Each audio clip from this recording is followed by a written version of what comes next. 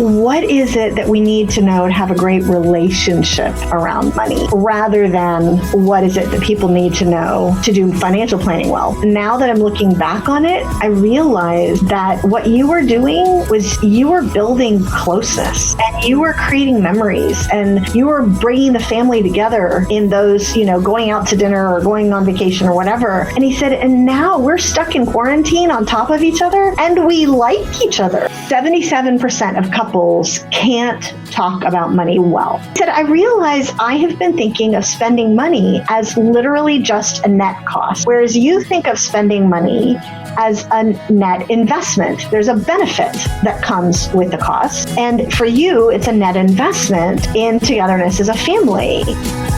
Dear young married couple, you're in a busy season of your life. You're probably working and involved in ministry. On top of that, you might even be parents or students.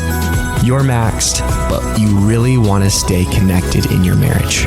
And that's why we're bringing this podcast to you. I'm Adam King. And I'm Carissa King, and we work with busy couples just like you in our counseling office here in Sacramento, California. We also work with couples all over the world through online counseling, and our couples are really just looking for ways to communicate with each other more effectively. Some of them are looking to heal from a breach in trust or find direction in fulfilling the purpose that God has for them. So come and join us as we have a conversation. We'll talk with therapists, authors, pastors, and other couples who will pour into us, giving us tools to become more intimately connected, get adventurous, and find purpose. Welcome to the Dear Young Married Couple podcast. In today's episode, you'll hear our interview with a Harvard-trained researcher and author about how it's not about the money. And before we introduce our lovely guests, we want to invite you to come hang out with us live at an event that we're hosting this Friday, June 25th at 5 p.m. Pacific time. It's our dollar date night, and it's called Marriage and Your Money. We have worked with so many different couples, and money often comes up as a point of contention in their marriage. Yes. So we want to invite you. It's going to be a really great time to hang out, to learn some stuff, to have some really good conversations. Yes. So go register. Use the link in the show notes. So on to introducing our lovely guest. Shaunti Feldhahn is a best-selling author, a very popular speaker, and an internationally renowned social researcher from Harvard. And she and her husband have co-authored many groundbreaking books. Some of them you might have heard of: For Women Only, For Men Only, The Kindness Challenge, and then their most recent book, Thriving in Love and Money. They have such incredible research. Their eye-opening findings are regularly featured in the media. They've been featured on the Today Show, the New York Times, Family Life, and also Focus on the Family. So we are honored to interview her today, and I think you'll learn a lot from this interview. So listen up. Welcome, Shaunti, to the podcast. We're so happy to have you on today. Welcome. I'm thrilled. I'm very excited to be here with you guys. Aw, well, you have a lot to share with our audience, and we're excited to dig into the questions that we have for you. And I know a lot of the questions that our audience has for you as well. Yeah. And well, we know that money is such an important topic because all of us need to know about it. Yeah. We have two different people coming together with two different values systems, and I'm sure we're all going to talk about all that. So this is a very important topic, and so we're privileged to have you on today. Yes. Oh, I'm delighted. Oh, the only problem is I think everybody in your audience went screaming in the other direction when he said we were going to start talking about money. Right. That's that thing people don't want to talk about, right? Sex and money. Exactly. In this podcast, we talk about both. Well, and thankfully, in this case, it's not the normal money conversation. So, all right. Well, let's have an abnormal money conversation. Yeah. Awesome. So you've been married to Jeff for 22 years, and you guys have been doing a lot of research about money and other things, marriage, for the last 13 years. And you guys, did you always enjoy healthy communication about money before you kicked off your love and money research? I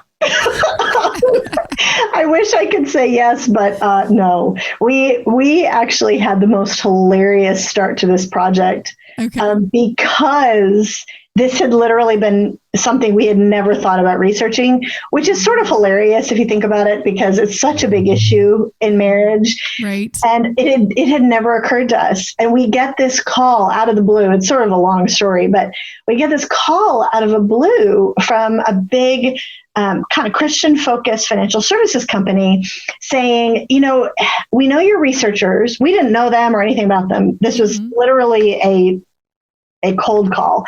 Okay.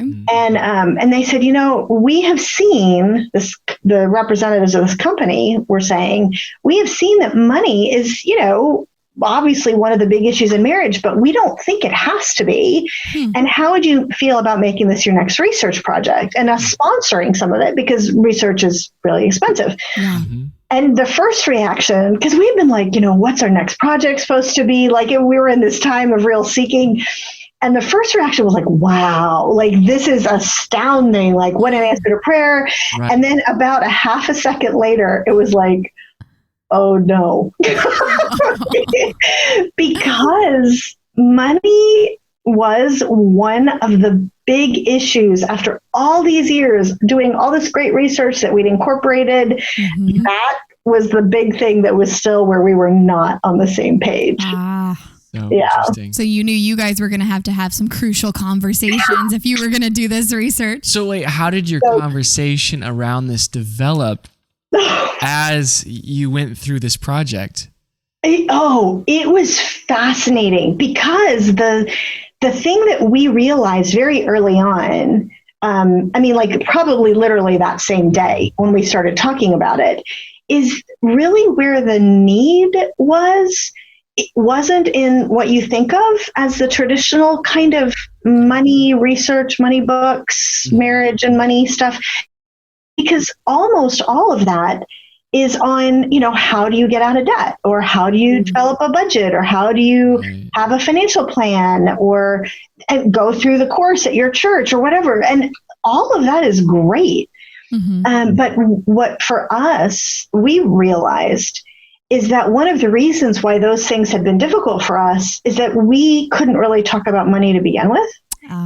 And it's really hard to do those things, or to want to do those things, when you have this marital stuff, when you're not on the same page, and it's kind of a defensive conversation, or you want to avoid it, or maybe you talk about it when you have to, but it's definitely not like, woohoo, we get to sit down and talk about money. And so that's what we realized was the need. And the need really was for people like us and everybody else out there who's just average, normal, like financial planner kind of people, of what is it that we need to know to have a great relationship around money, rather than what is it that people need to know to do financial planning well, because there's tons out there on that. Right. And trust me, you don't want my advice on that. And so really that was the good thing for us, was kind of recognizing, okay, this is going to be a really important research project for people in marriage. And hopefully it'll be an important project for us. And it has been. Wow. That's really What good. was the most surprising thing that you learned through the research project? You know, probably the big, really, this is actually not just the most surprising thing, but it's also sort of the summary of everything that we learned, which is we didn't realize that when you're having tension around money, or avoiding talking about it, or whatever it is, it's not about the money.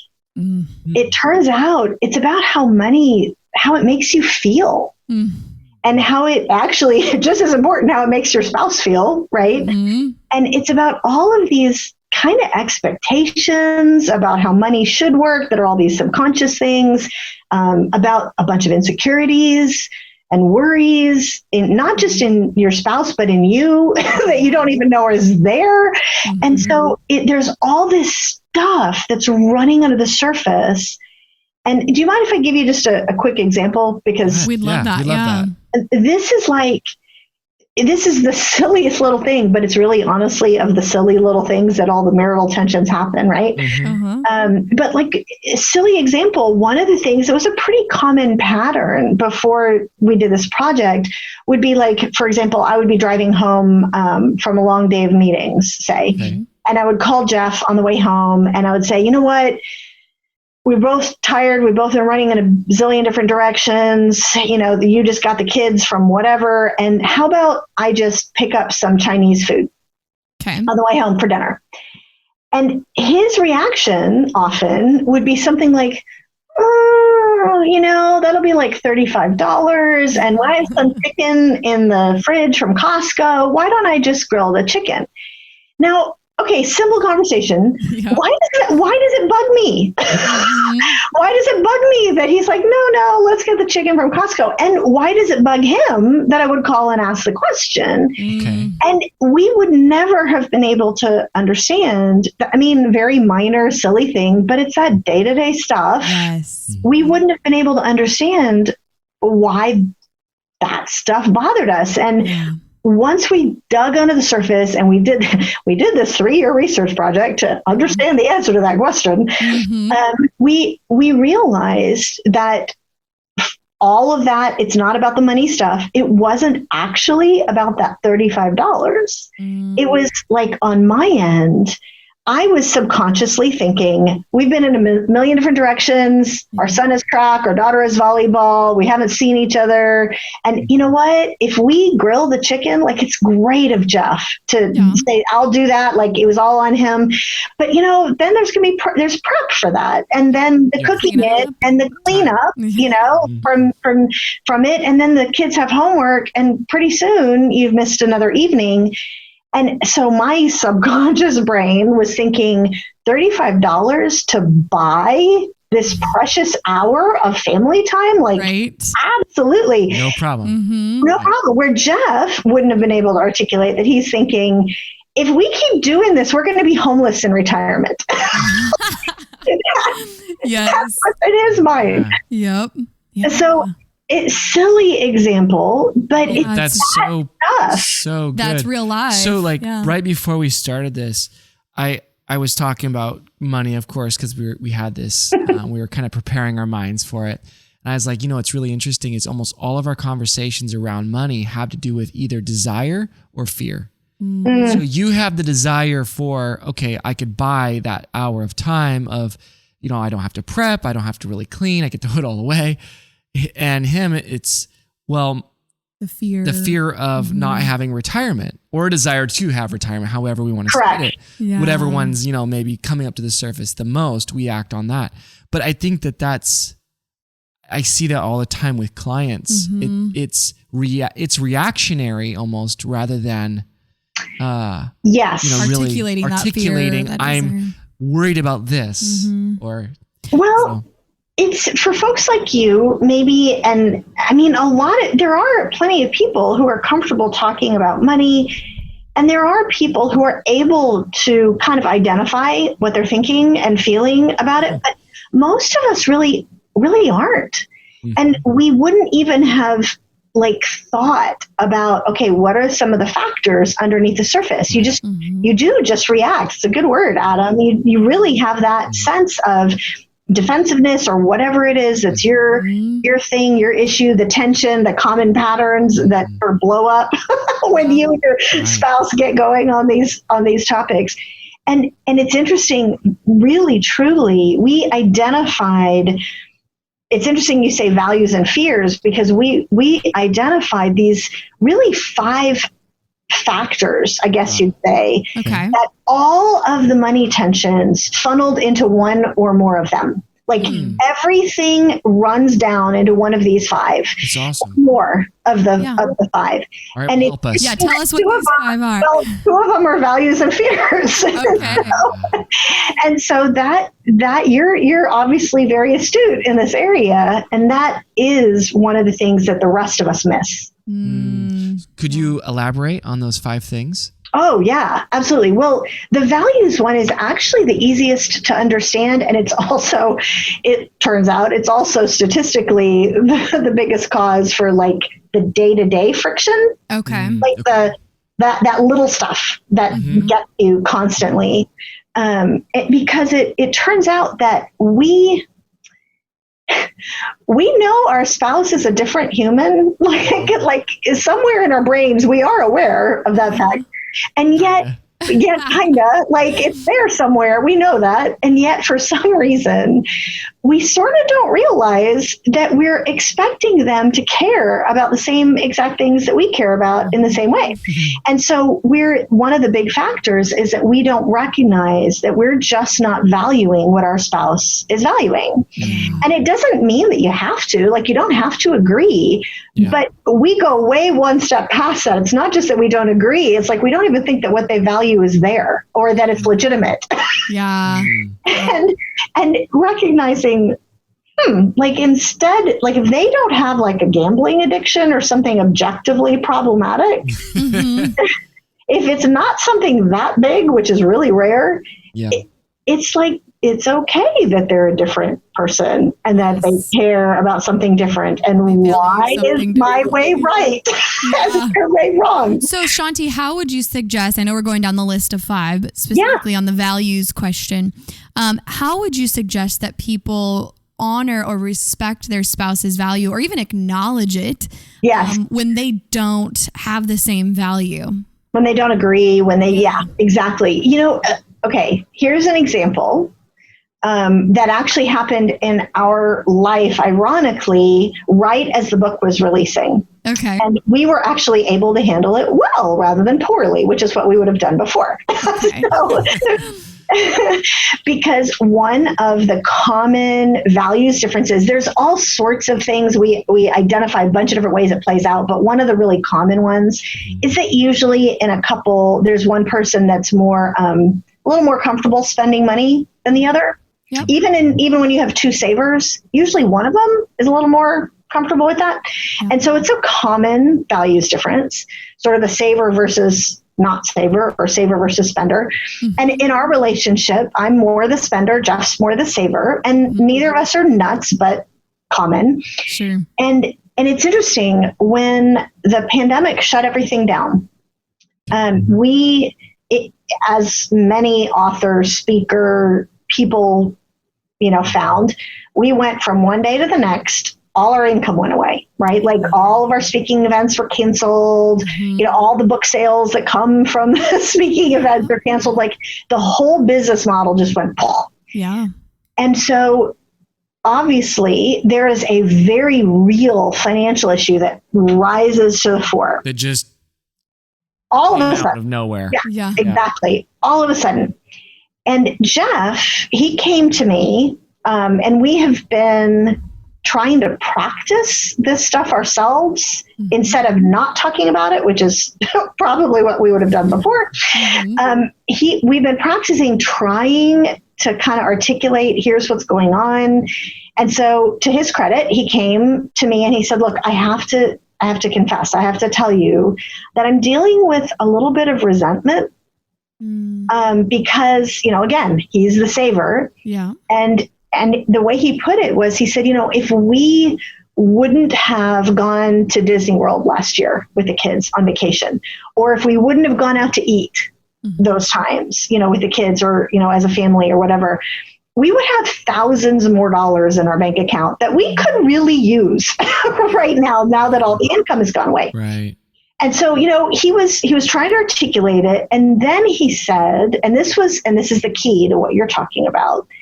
And then he said, however, I realize that's not entirely fair, because now that I'm looking back on it, I realize that what you were doing was you were building closeness and you were creating memories and you were bringing the family together in those, going out to dinner or going on vacation or whatever.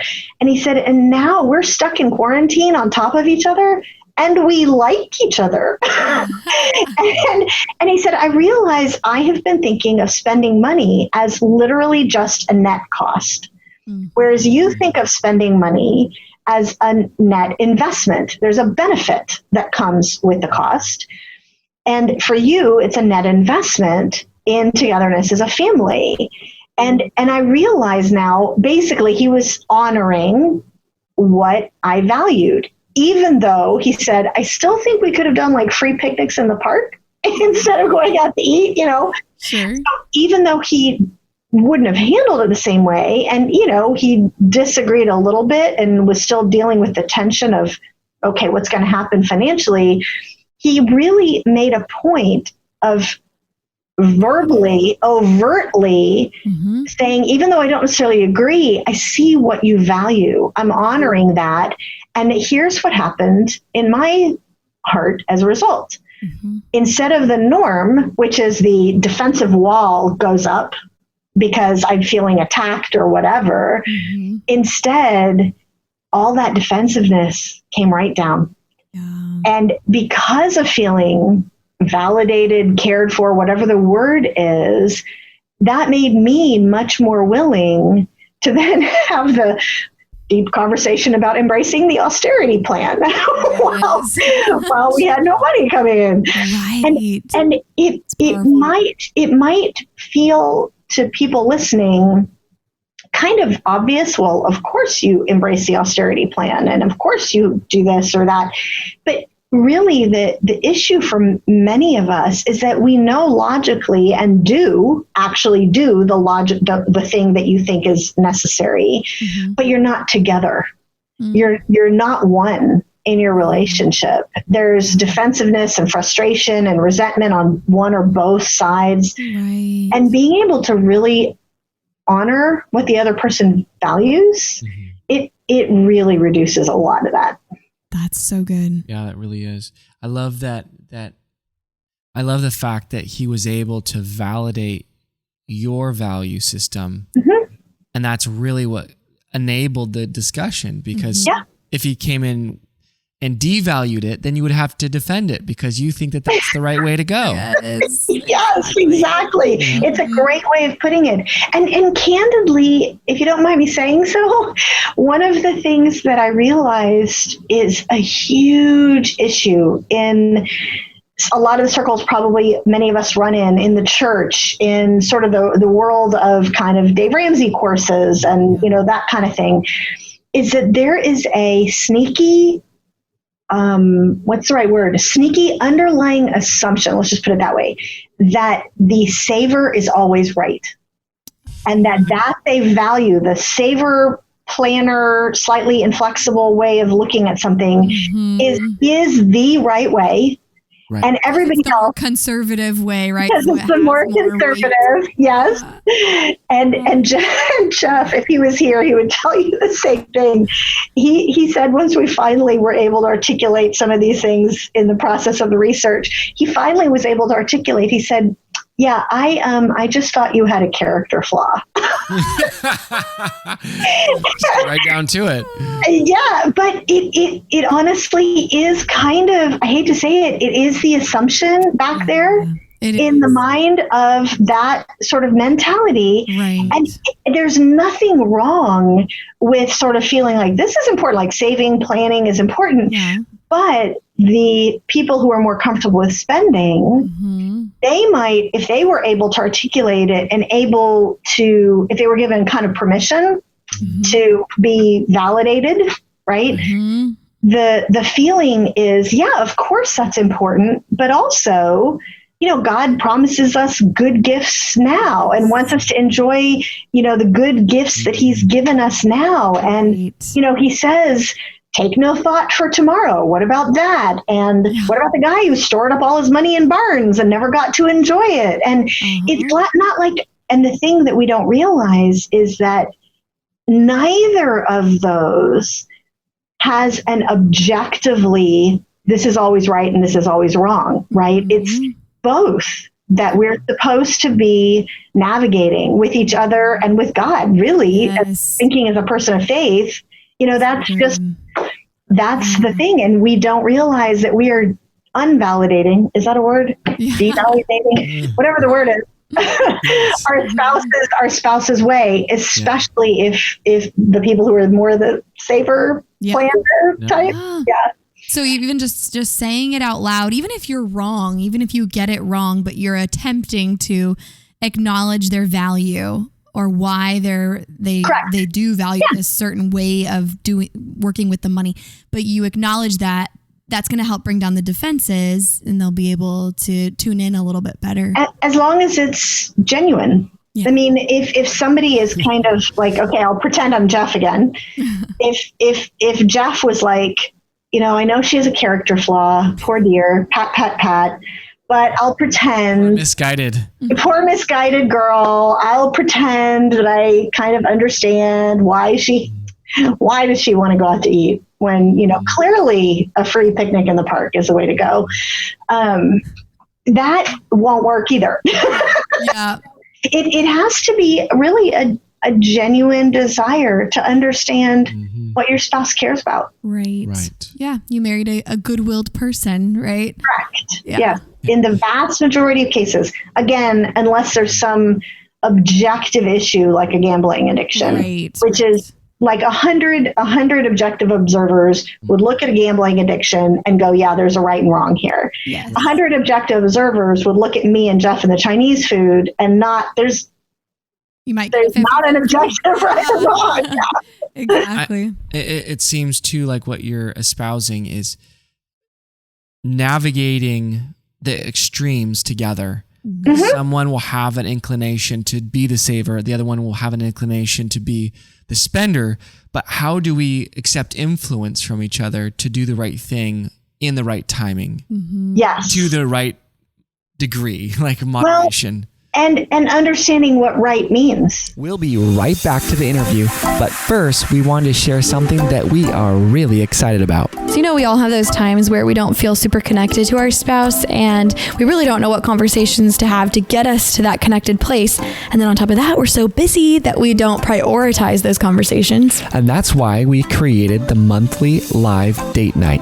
And monthly live date night is every month on a Friday night for 90 minutes, 60 minutes. We focus on a topic that you guys pick. And then 30 minutes, we do a Q&A and it's live where we're all together asking questions and giving answers on topics related to your marriage, your intimacy. And we share tools. We have handouts that we call homework because we want you to be there to listen and to soak in, but we really want you to take action in your marriage too. So come join us live for the next monthly live date night.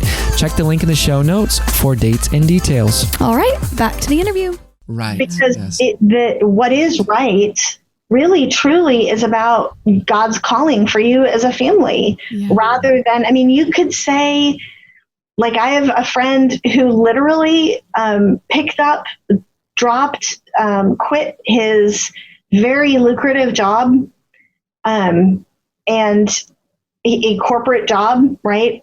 And his wife, he and his wife had 2 little kids, and he quit his job and they moved to another country as missionaries. Wow. And felt very called to do that. And it's been obviously a complete change for them financially. And, their kids are growing up in a place where they're not necessarily having like all the right medical care or all of this or all that. Is that right or wrong? It's something they feel called to as a family, even though there's, suddenly no savings, and, all the things that come along with that. And that's an example that's really easy to see because it's like, oh, well, they're missionaries and they're following God's call. But it's the same thing for the average suburban couple that's just trying to navigate God's calling for their. Yes. That's so good. So it sounds like the key component here is you simply need to be having the conversations. And you actually talked about that in your book. What percentage of couples don't have conversations about money? They avoid it altogether. Believe it or not, it's 77% of couples. 77%. I believe it. Yeah, okay, so let me nuance that a little bit. 77% of couples can't talk about money well. It's not that they're avoiding it altogether. That includes everybody. It's about a third of maybe 30%. I'd have to look it up, but somewhere around 30%-ish of couples, they are the ones who avoid it altogether. Like there are certain shutdown topics within the money conversation that are completely shut, or they just aren't able to accomplish anything. Wow. Well, there are plenty of couples, and this is basically, if you think about a bell curve, the way that we identified it essentially is that you've got roughly 25%, 25%, and 50% in the middle. It just worked out that way-ish, where about 25%-ish of couples are really talk about money well. No problems whatsoever. You know, they love the family planning meetings. There's just no issues. And it's like, I think you guys are mutants, but okay, I'm glad y'all are out there. So that's about 25%. And then on the other end, there's about 25% that can't talk about money at all. And they not only avoid it, but they'll have separate bank accounts, so they don't have to talk about money well. They do everything separately. They have recognized, okay, my paycheck needs to go into my account and her paycheck needs to go in her account because Which opens the door for so many other problems. So many other issues. And then there's the 50% in the big middle. And that is a spectrum of sometimes being able to talk about money well and sometimes not very well. But in general, I mean, overall, it turns out 77% of couples are in one place or another in that bell curve. Oh, wow. So, yeah. So we were starting this list of insights that really help us in terms of like where it all funnels down. You started with the first one and it was values. Yeah. Can you help us out with what's next? Why are these 77% of couples not able to talk about money well? Well, another factor that we found is the fears thing that Adam was mentioning earlier. So, okay, there's a big picture thing here. I'll try to make this quick. Basically, it turns out that we tend to have these kind of deep primary fears about money in some way. Mm-hmm. And we don't recognize that in the majority of cases, now this is not everybody, but in the majority of cases, like 75% of cases, men and women actually tend to have two different fears, primary fears. Like everybody to some degree has a lot of the same worries, but the kind of the heartbeat stuff that becomes like almost irrationally emotional. Yeah, impulsive. Exactly. Mm-hmm. And so... What, Adam? Can I guess what the You go. Okay. Go. You guess. I would say the women are afraid that security will be lost, and then the men fear that they won't ever be successful or feel accomplished. You are very close. Yes. Okay. Yeah. Okay. Fix it. Yeah, no, you are very close. Here's the nuance. Okay. Is that we found that the majority of men are more likely, and this wasn't 100%. I can't remember what it was. It was like 70-something%.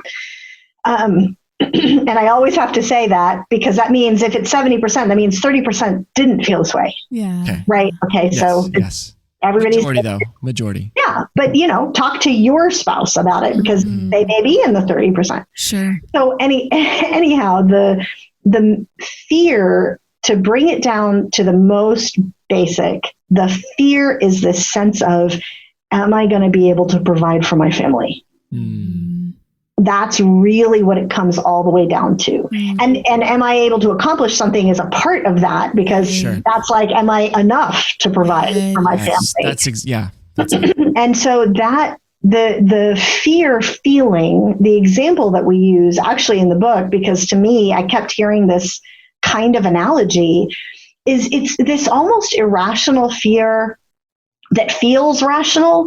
I don't know if any of you have a fear of heights, but like for me, I don't know what it is. I'm weird. Like I can stand on a high bridge and I'm like, I'm going to be pulled over the bridge and die. Like it makes absolutely no sense, but it's a very real, but very irrational fear. Yeah. And so the reaction to that kind of triggery kind of fear is you try to back away from the edge, right? Like you do something that makes you feel better. Yeah. And so for the guy, and there are some women too in this camp, but it's overwhelmingly men who have that, am I going to be able to provide for the family? Am I enough kind of fear? They're backing away from the edge, so to speak, would be things like, well, it means I've got to be available every time the boss calls. Right. Yeah. Right. Like, or, if he emails me at 11 at night, I need to do the whatever. And because I don't want to be on any question mark list or, Right. those kinds of working the extra hours and, okay, maybe I'll just try to get that one extra deal or whatever. Anything to pull them away from the edge. Because it makes them feel better, more secure. Yeah. So to Take back maybe a little bit of control in their Correct. minds. Yes, exactly. And there's a buffer, there's a mental buffer.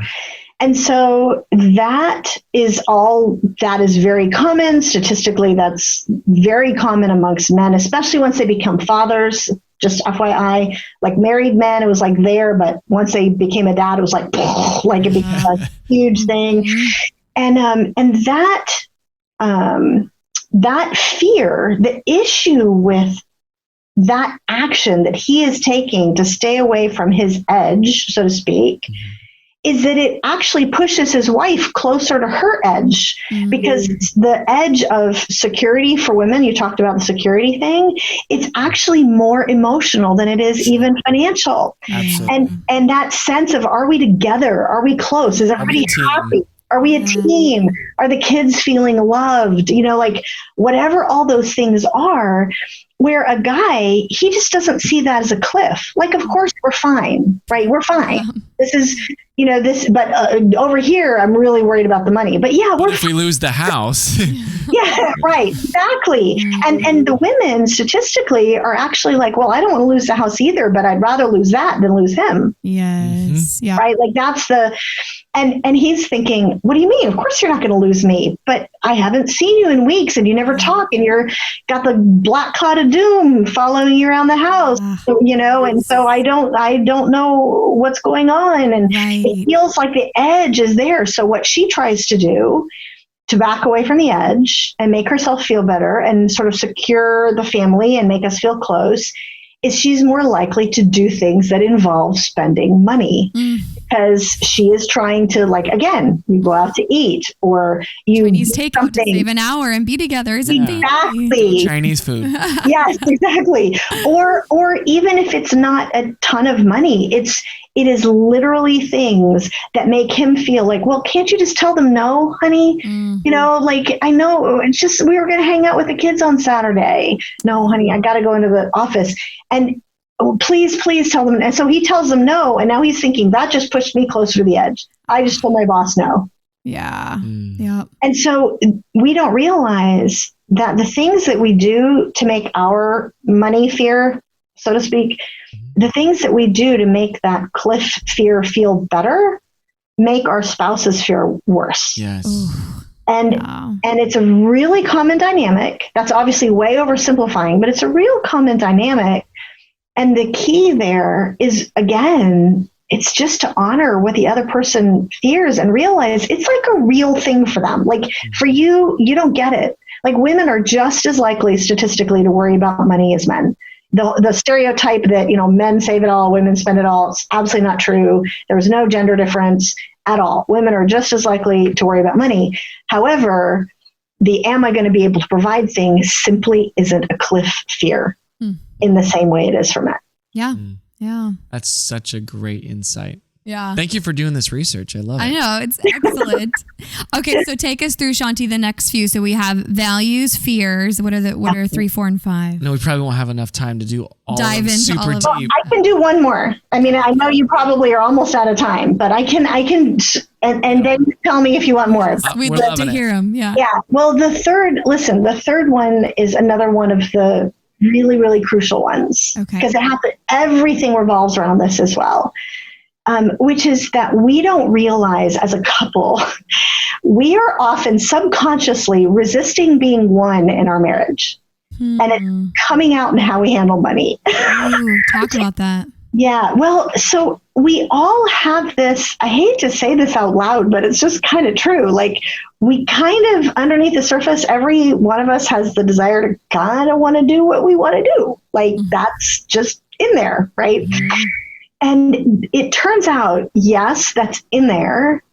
And that is at its most fundamental sort of core, it is a resistance to the fact that when the two become one, you're supposed to have two individuals who are still individuals, but they're supposed to no longer be just you and me. They're supposed to be we, right? It's supposed to be this oneness that God designed for marriage.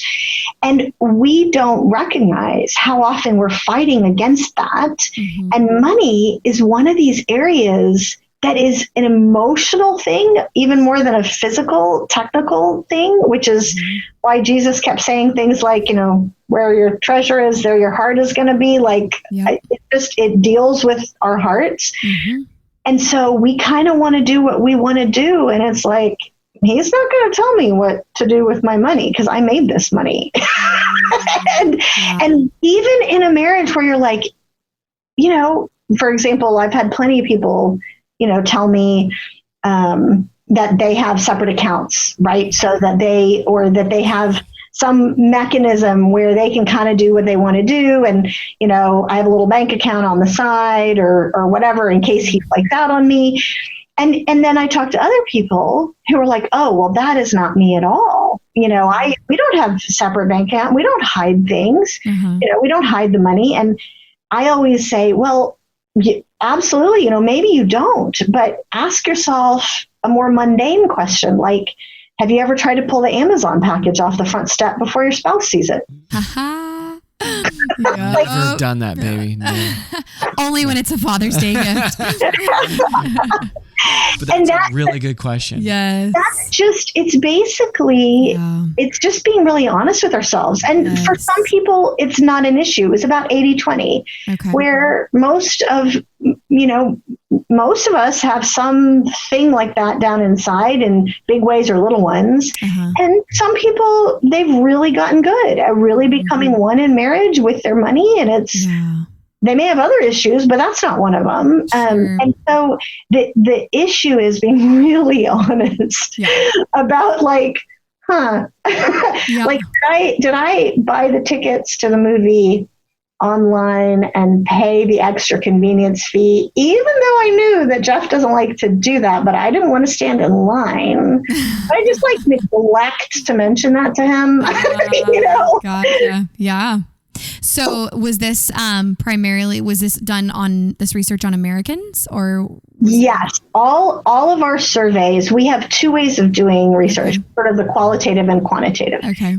And so all of the surveys are all in the U.S. and nationally representative. If somebody is not an American citizen, not even a citizen, a resident of the U.S., if they're in the U.S., they can be included in the survey, and it's all representative across racial boundaries and age and religion and all that kind of stuff. I wonder though if the American culture played into that independence seeking dynamic that you talked about. No.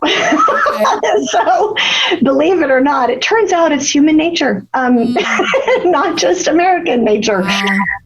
Because, we all, at least for me, and I think for you guys from a faith-based perspective, sin, it's called, the desire to do what we want to do. And that, it turns out in the qualitative research, which was all over the world, matched the quantitative surveys. It just, it's applied differently, right? Like you don't necessarily have the package from Amazon on the front step, but it's applied differently, whatever your version of that. Yeah, because I definitely would see like that, because I'd almost recoin that as like power almost. Like I want to do what I want to do. That really to me means power. Like I want power over this, and control. Money and control. Exactly. Yeah. Power and control. Power and control. Yeah. And those are human basic things that we do, or actions.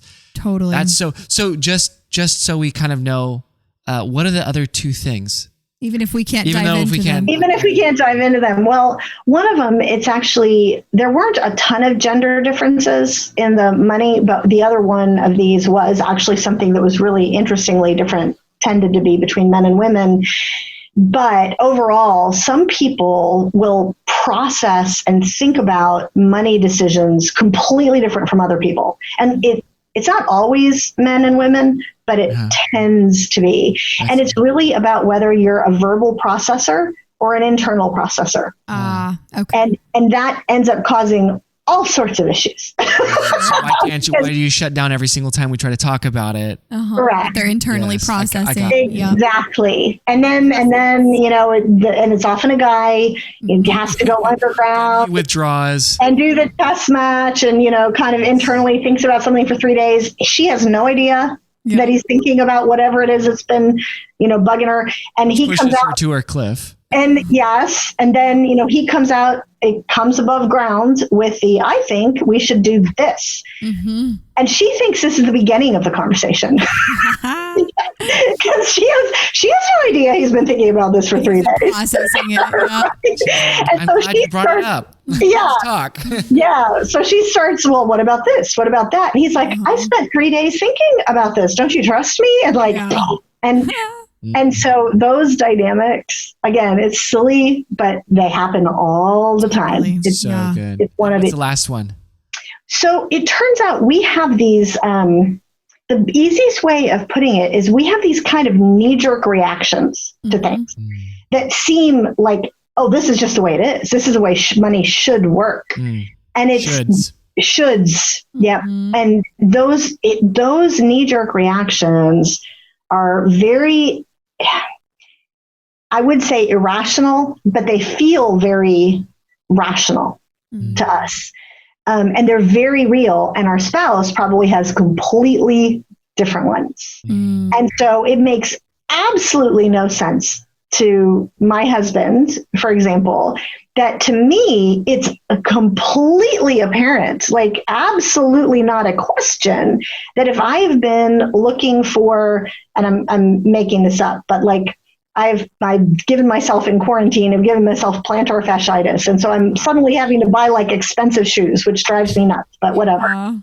And so, but it's like completely logical that suddenly this site that sells these really expensive shoes, it's no longer 120. It's like $78. It's like, of course I'm going to get them. It's not even a question, which is because that's a knee-jerk reaction that makes sense to me. And because that's it's some of the values thing. Yeah. But for Jeff, completely different. For him, that's the moment when you have the knee-jerk reaction, when you're supposed to stop and not do something like that because the man's trying to get you to do something like that. And I'm going to stick it to the man and I'm not going to buy into the flash sale thing. And, that's his knee-jerk reaction, Wow. So, I love it. Yeah. There's so much fodder. And I know that couples listening are going to find so much to talk about. Yes. So it brings up a lot of the dynamics. What we've talked about today brought up a lot of the dynamics and the problems. And I'm sure in your book, you'll have to talk about this a little bit because we're going to ask you about resources for couples. I'm sure the book probably gives a lot of antidotes to these problems that couples fall into. Yeah, there were some really fun findings that were just made me so happy as we were going through this about some of the solutions that for example, the people who were in that 25% who were able to talk about money with no issue, like, okay, what are some of the things that they're doing differently? Like those kinds of factors. And it's stuff that's hidden in the data. And then when you kind of crunch it a different way, it's like, whoa, look at this.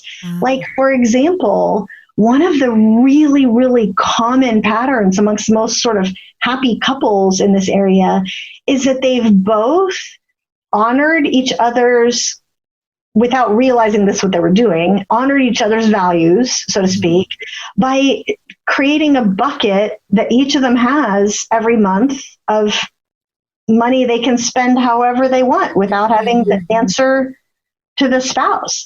And, for couples who don't have much money, it could be $50 or something. But for some couples, literally, like they'll create a bucket of $300, $400, $500. And, so it drives the husband nuts that the wife spends $200 something on a haircut and a highlight. Like, what? That's just ridiculous. But it's in her bucket. She's cool. That he's not going to second guess it because, okay.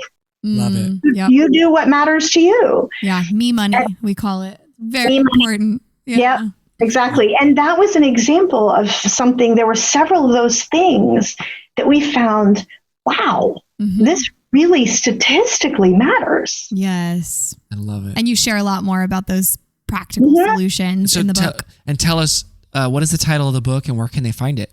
It's called Thriving in Love and Money is the title of the book. And really you can get it anywhere, but if you get it on Amazon or whatever, the thing that I encourage couples to do, because it's so cheap there comparatively, is sometimes couples will even get 2 books.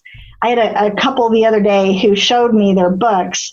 And because one of the examples that we talk about is do what we call the Love and Money exchange, where you actually read the book for yourself first, like about yourself.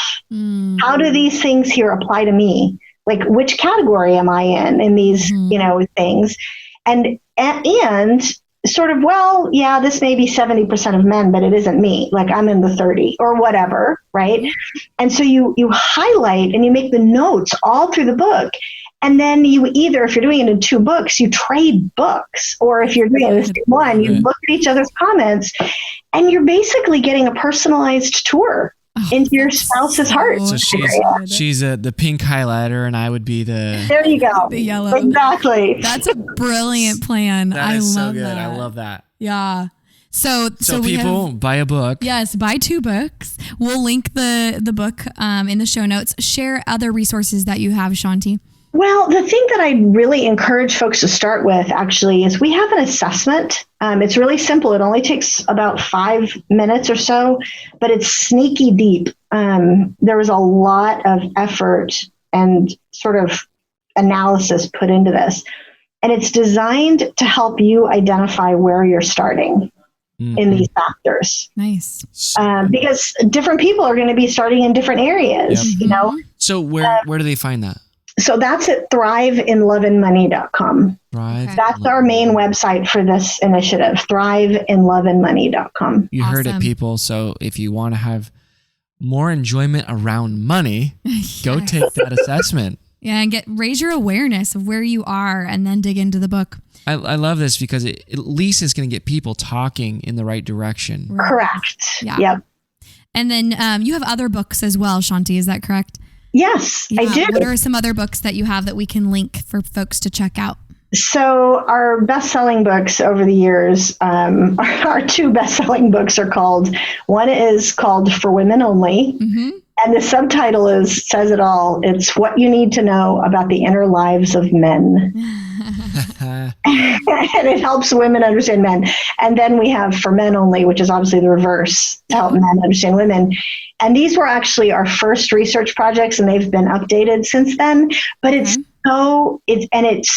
the thing that we found so helpful for us, being just kind of the non-psychologist, average, semi-confused husband in life, is there really are, like some of these values differences that I was talking about, where there's some very deep stuff going on under the surface, or the fears. It turns out that there are some of those things that are so different statistically for the opposite sex that you have no idea that, like, all day long your spouse is thinking about or feeling something or encountering something that you're completely blind to. And you love your spouse, you want to care for them well, and it's this aha moment of some of these really important factors. So okay. And when did those come out? What year? Well, the original ones were 2004 and 2006, I think. The new editions, the revised editions, were released in 2013. So I remember those books on the shelves of the Bible House. It was called the Bible House here at our local. Oh, that's a throwback. Bible store. That's a blast from the past. Yes. Yeah, it was my first job when I was 16, and so I was organizing books, and I remember those books on the shelf. Yeah. So that's why I was like, those are pretty old. Yeah. Yeah. Wow. Love it. Yeah. Well, the thing is, it's really interesting. We've continued to do the research over the years. We've now actually interviewed and surveyed. Gosh, we're literally closing our next survey tomorrow. Okay. And we're almost to 40,000 men and women Nice. over the years. Wow. And the thing that's really been fascinating is we've gotten narrower and narrower on what are the things that really, truly, we don't understand about each other that we need to know. And it's been fascinating. I think God just set up those books all those years ago because we were clueless. And he knew they'd be needed because the research has continued. We didn't know what we were doing with our first research projects. Like, we're all confused. And it's continued to narrow that down and say, yep, those are the important factors. With 40,000 people, you're going to start learning some things. Right. See some patterns. Wow. Yeah. Well, thank you so much for this time. And thank you so much for the work that you've done. This has been really awesome. Absolutely. We're going to close the podcast out by asking you a question that we ask all of our interviewees. And let's go ahead and rewind to the first couple years of your marriage. And you're going to write this letter to a young married couple. So you'll fill in the blank, Dear Young Married Couple. So to me, the Dear Young Married Couple letter is to tell them, Dear Young Married Couple, just be curious about each other. Just try to learn one another. There's all sorts of stuff going on under the surface that you don't necessarily know. They have your spouse is this alien person who has all these different insecurities and fears and worries. Learn all of those things and their needs. As a result, it'll change everything. So good. That's wise. Yes. That's good. Hey, I like that. This alien person that you're living with. Who are you? Pretty much.